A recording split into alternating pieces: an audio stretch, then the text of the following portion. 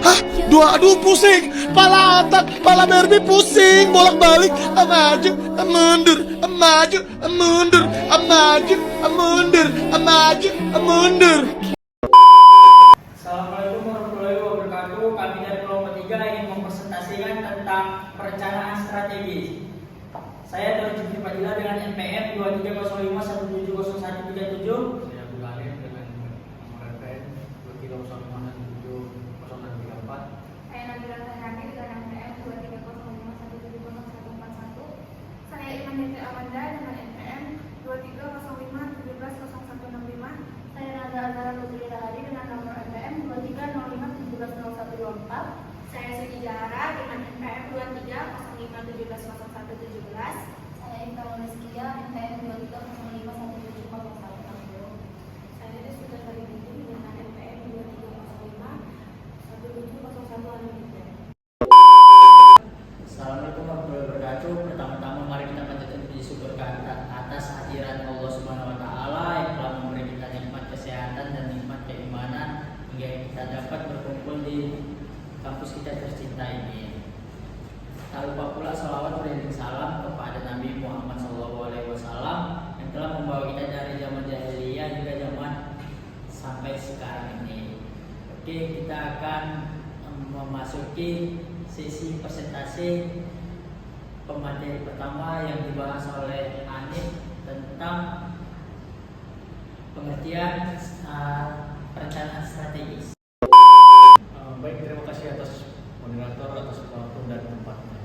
Jadi teman-teman, kalian pasti tahu kan, sekarang banyak banget orang yang pengen punya gadget keren. Salah satunya Xiaomi 17 Pro Max yang lagi hits banget itu. Nah, bayangin deh kalau kamu pengen beli Xiaomi 17 Pro Max tapi uang belum ada. Kalian pasti mikir lah, gimana caranya biar saya bisa beli dengan waktu tertentu. Nah, ini ibarat sama dengan perencanaan strategis. Kalau kamu nggak bikin rencana nabung yang jelas, misalnya hitung-hitung berapa pengeluaran yang disisihkan tiap minggu, apa saja pengeluaran yang bisa dikurangi, dan gimana cara atur uang jajan supaya nggak harus di luar. Bisa-bisa keinginan beli Xiaomi 17 Pro Max itu cuma jadi angan-angan semata.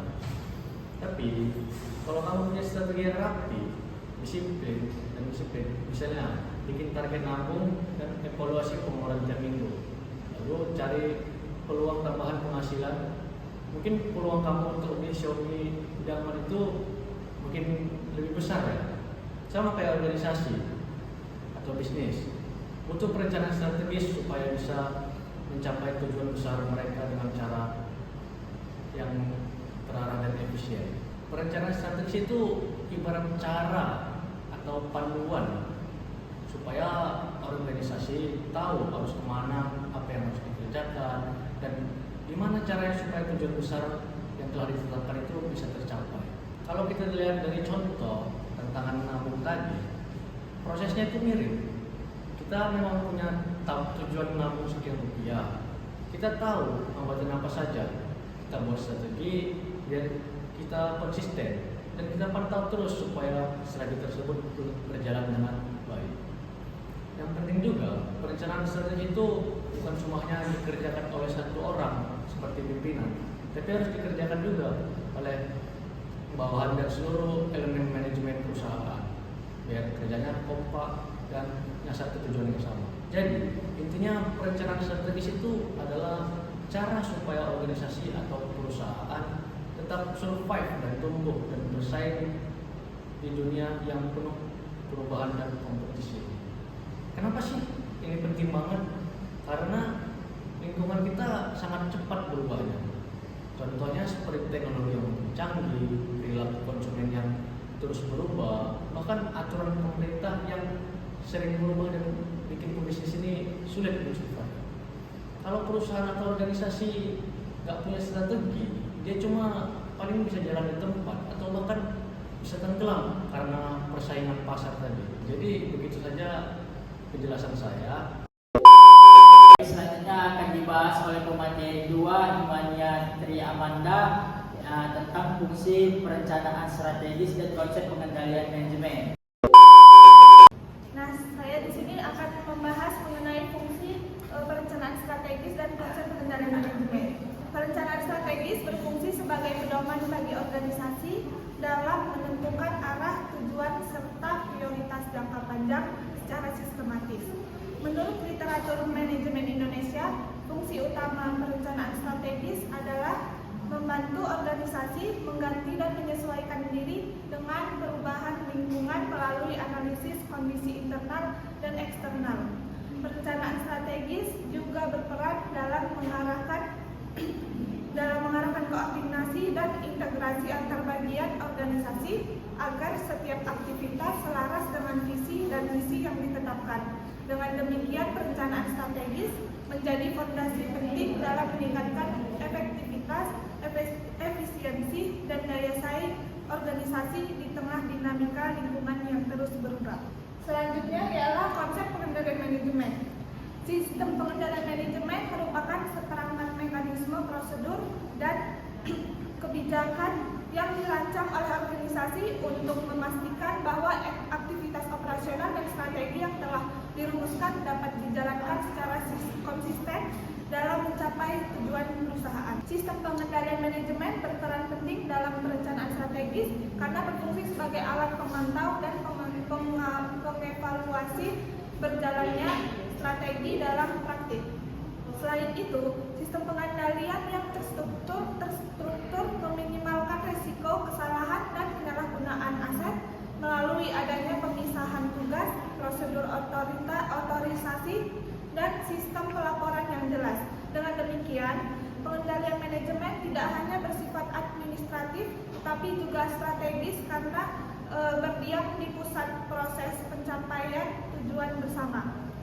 Sistem pengendalian manajemen harus dirancang dengan fleksibel dan berkelanjutan agar dapat menyesuaikan perubahan kebutuhan organisasi dan dinamika eksternal, sehingga organisasi dapat tetap kompetitif dan berkelanjutan dalam jangka panjang. Baik, selanjutnya akan dibahas oleh Najla Azahra, pemateri 3 yang dibahas tentang hubungan perencanaan strategis dan sistem pengendalian manajemen dan tahapan dalam perencanaan strategis. Baik, di sini saya akan membacakan dengan judul hubungan perencanaan strategis dan sistem pengendalian manajemen. Perencanaan strategis dan sistem pengendalian manajemen merupakan dua aspek yang tidak dapat dipisahkan dalam pengelolaan organisasi. Perencanaan strategis sendiri berfungsi untuk menetapkan arah dan tujuan jangka panjang organisasi melalui perumusan visi, misi, sasaran strategis, dan pilihan strategis yang dinilai paling efektif untuk dicapai. Sistem pengendalian manajemen sendiri juga berperan sebagai instrumen yang mengatur, mengawasi, serta mengevaluasi tindakan para anggota organisasi agar tetap berada di dalam jalur yang benar. Perencanaan strategis dapat dianalogikan juga sebagai arah perjalanan, sedangkan sistem pengendalian manajemen sendiri sebagai kemudi, yaitu menjaga agar organisasi tetap berada di jalur yang benar. Hubungan keduanya bersifat integratif karena strategi menetapkan tujuan yang dapat dicapai, sementara pengendalian sendiri memastikan proses pencapaiannya agar berjalan sesuai dengan efisien dan kontrol. Di slide selanjutnya yaitu ada tahapan dalam perencanaan strategi, ada beberapa, yaitu yang awal, ada tahap awal dimulai dengan melakukan analisis lingkungan internal dan eksternal untuk memperoleh gambaran mengenai kondisi yang sedang dihadapi organisasi. Yang kedua yaitu ada langkah selanjutnya adalah penetapan visi, misi, dan tujuan strategis. Selanjutnya yang ketiga ada pada tahap formulasi strategi, organisasi mulai memilih dan merancang pendekatan paling tepat untuk mencapai tujuan ditetapkan. Dan tahap yang terakhir yaitu ada evaluasi dan pengendalian strategi yang dilakukan untuk memastikan bahwa implementasi strategi menghasilkan kinerja yang sesuai harapan. Baik, sekarang akan dilanjuti oleh Nabila Khairani, pemateri 4 tentang teknik dan metode dalam perencanaan strategis. Di sini saya akan melanjutkan untuk menjelaskan tentang materi keempat, yaitu tentang teknik dan metode perencanaan strategis. Setelah yang dijelaskan pada materi pertama bahwa sederhananya perencanaan strategis adalah proses untuk menentukan arah, lalu menganalisis posisi, lalu menjalankan strategi dan mengevaluasi hasilnya. Nah, dalam modul ini untuk melewati 4 tahap tersebut kita harus melewati 4 tahap penting yang akan saya jelaskan di teknik dan metode dalam perencanaan strategi. analisis lingkungan. Pada menganalisis lingkungan ini, baik dalam eksternal ataupun internal organisasi, tujuannya adalah untuk kita dapat mengetahui kondisi organisasi nyata dalam kelemahan, kekuatan, peluang, dan ancaman.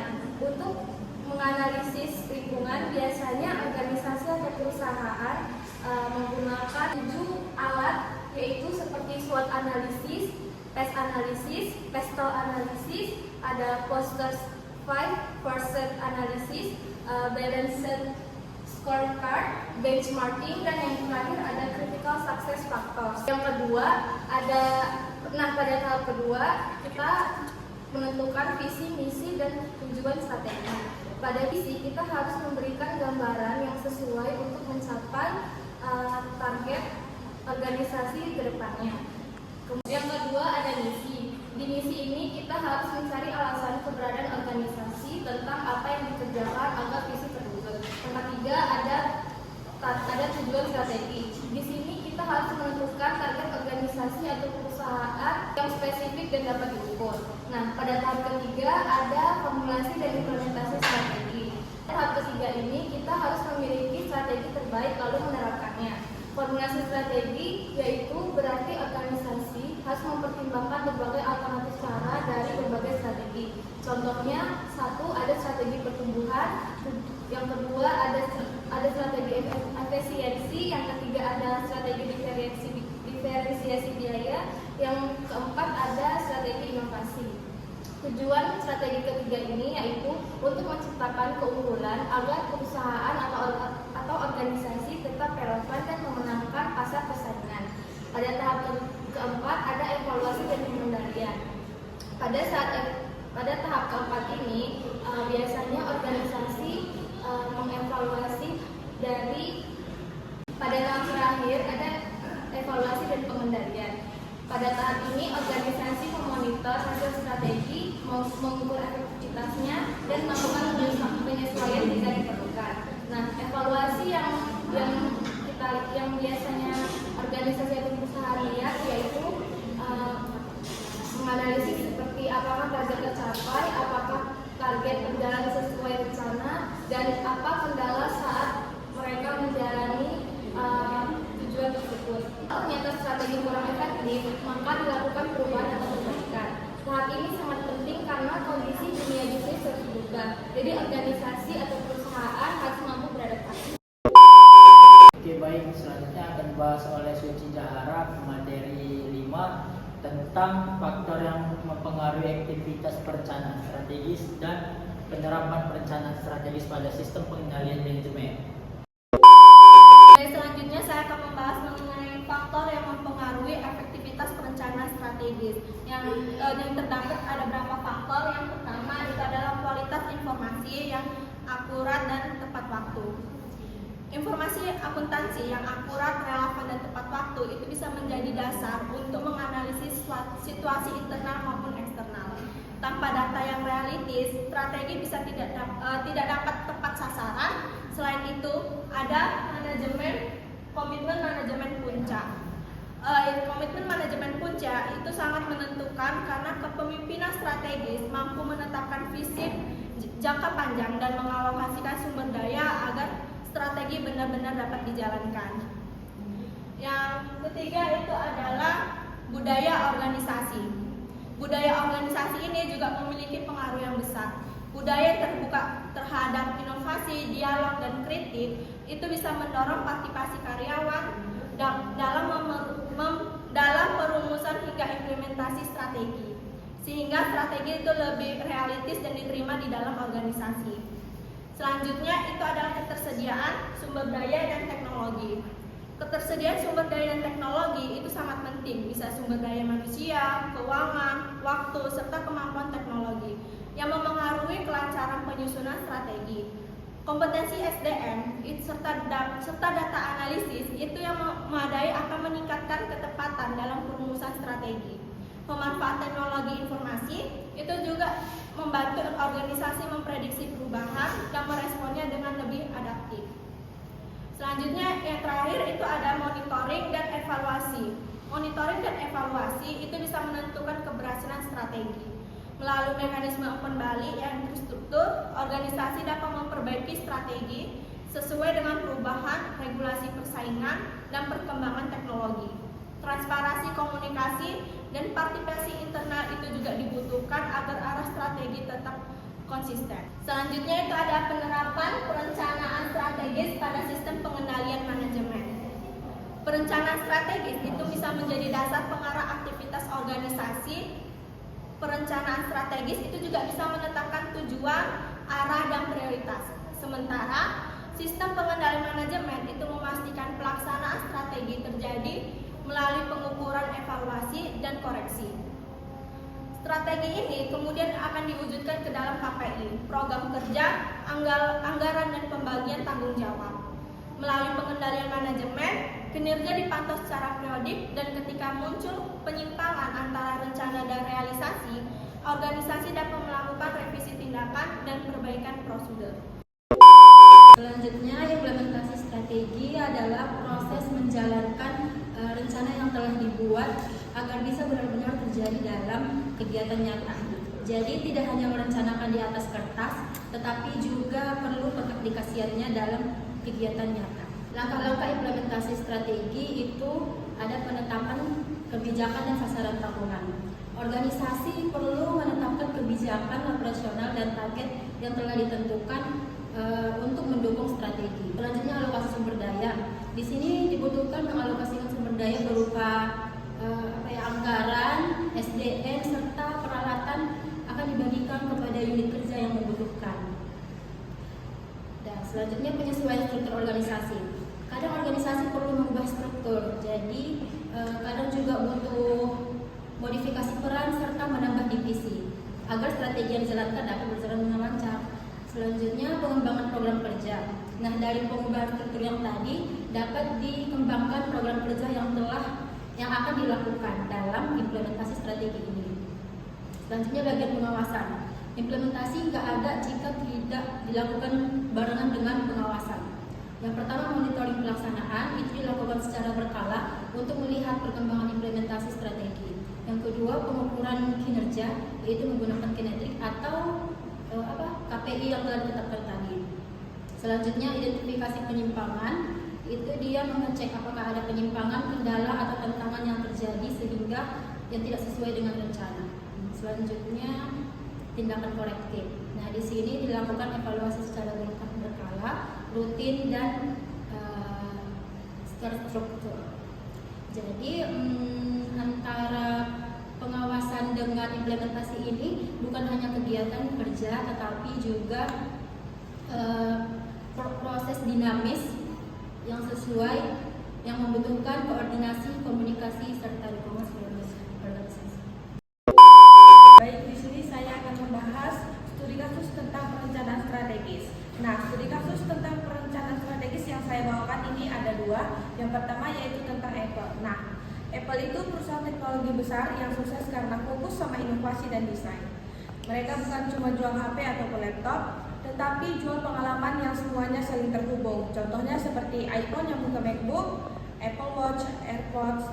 Jadi orang nyaman dan tidak mau pindah ke merek lain. Jadi PT Apple itu memiliki strateginya. Nah, strateginya itu yang pertama, inovasinya secara terus-menerus, di mana setiap tahun itu ada produk baru dan fitur baru. Yang kedua, ada desain simple dan premium. Nah, desainnya itu mudah dipakai dan ada ciri khasnya. Yang ketiga, ekosistem terintegrasi, di mana semua perangkat dan layanannya itu saling tersambung. Yang keempat ialah masuk ke layanan digital, di mana seperti Apple TV Plus, Apple Music, iCloud, Apple Card. Dengan strategi itu, Apple tetap jadi utamanya teknologi dunia. Selanjutnya, rencana strategis studi kasus yang kedua yaitu PT Telkom Indonesia. Nah, selanjutnya studi kasus perencanaan strategis yang kedua yaitu PT Telkom Indonesia. Telkom itu perusahaan telekomunikasi terbesar di Indonesia yang lagi fokus pindah dari bisnis telepon tradisional ke bisnis digital. Mereka punya strategi besar yang namanya Telkom Strategy House. Nah, Telkom Strategy House-nya itu ada 3. Yang pertama, digital connectivity. Nah, itu berisi tentang jaringan internet, fiber optik. Yang kedua, digital platform, ada data center dan iPhone. Yang ketiga, digital service, termasuk layanan digital, aplikasi, dan hiburan. Nah, supaya semua pegawai jalan ke arah yang sama, Telkom pakai sistem strategi cascading. Jadi, strategi dari pusat diturunin sampai level individu atau sendiri. Nah, Telkom juga pakai alat pengendalian seperti balance sheet, scorecard, dan dashboard real time biar kinerja terpantau. Ada sistem reward dan punishment juga biar target tercapai. Hasilnya, Telkom jadi lebih siap di era digital dan kualitas layanannya meningkat. Jadi kesimpulan studi kasus perencanaan bisnis strategis ini, Apple menang karena inovasi dan ekosistemnya yang rapi, dan Telkom menang karena transformasi digital dan sistem pengendaliannya yang kuat. Jadi dua perusahaan ini membuktikan bahwa strategi yang jelas dan pengendalian yang disiplin adalah kunci keberhasilan yang mereka pakai untuk jangka panjang kemudian hari. Sekian dari presentasi kami. Apabila ada salah kata, kami mohon maaf. Pada Allah kami mohon ampun. Wabillahi taufiq wal hidayah. Wassalamualaikum warahmatullahi wabarakatuh.